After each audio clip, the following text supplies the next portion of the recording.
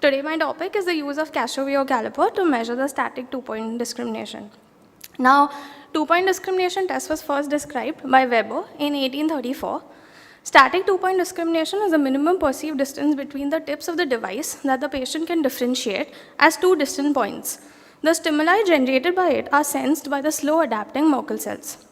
It is one of the most commonly employed tests, and it assesses the severity of the peripheral nerve injuries, neuropathy, and recovery following nerve injury, decompression, and transfers. Even though it has been criticized for the lack of standardization of the force applied and it being a passive test, it is still commonly used. In the latest systematic review, 69% of the articles use 2PD as the outcome measure.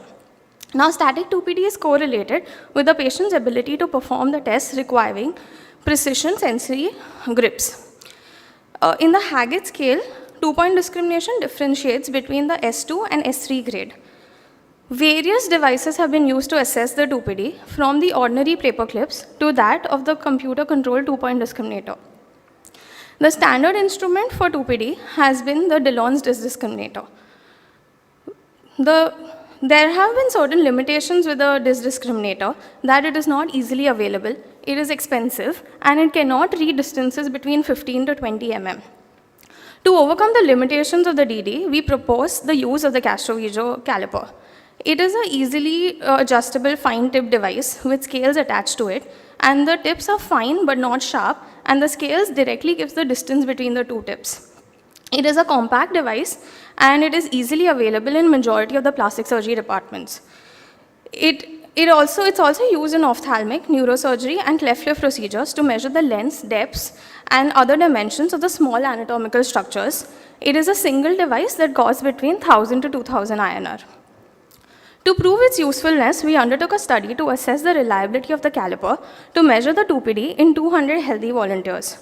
We compared the readings of the CC with those of the disc discriminator. The study was conducted in a tertiary hospital in Mumbai after written informed consent.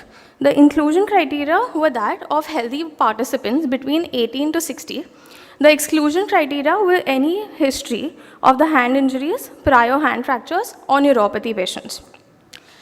To standardize it, we used the caliper and we calibrated it with a linear scale. We first explained the test to the patient. The patient placed the hand flat on the table and the hand was concealed with a cardboard. One prong of CC was touched on the fingertips and the patient was asked to identify it as 1 or 2 points. Then 2 points were checked and again they were asked to identify the number of points. The prongs were placed simultaneously, longitudinally, and perpendicular to the skin. When the patient distinctly felt 2 separate points, this distance was recorded. Testing was started at 4 mm. Each area was tested with 3 stimuli. When 2 out of 3 readings were the same, these readings were recorded. Testing was done at 6 different sites: the thenar region, fingertips of the thumb, index finger, and the little finger, the hypothenar region, and the dorsum of the hand.